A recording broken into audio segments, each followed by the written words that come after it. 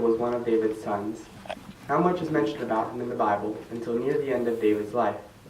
In 1 Kings chapters 1 and 2, Adonijah becomes haughty and decides to question Jehovah's decision of kingship. Let's turn to 1 Chronicles chapter 22, 9 and 10, and see the decision Jehovah made regarding who was to become king after David's death.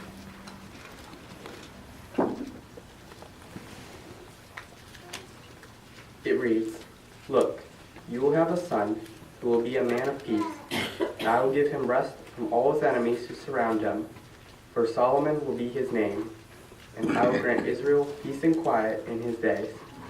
He is the one who will build a house for my name. He will become my son, and I will be his father.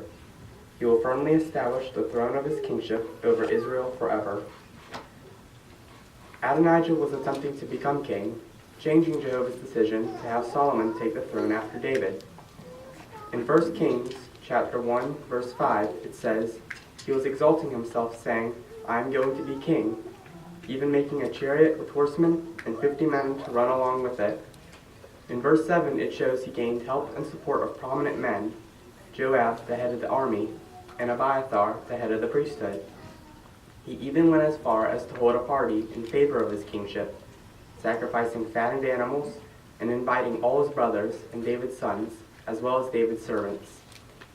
But he intentionally did not invite Nathan the prophet, Benaiah, the mighty warriors, or Solomon. This showed he knew his intentions were wrong and going against Jehovah. But when Nathan heard what was going on, he warned Solomon's mother Bathsheba, and they both went before King David to tell what Adonijah had done. This stirred the old king into action. Acting promptly, he ordered that Solomon be anointed as successor to the throne immediately. Joyful cries by the people witnessing it were heard by Adonijah and those at his banquet supporting him. When they heard the news, they feared for their lives and left immediately. Adonijah also ran to the tabernacle for refuge. Let's read 1 Kings chapter 1, verses 51 through 53, and see what he did once he reached the tabernacle.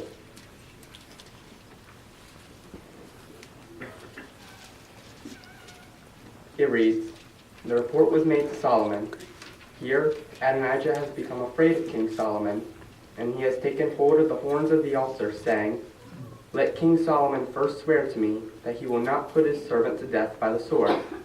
To this Solomon said, 'If he behaves in a worthy manner, not a single hair of his will fall to the ground. But if what is bad is found in him, he will have to die.'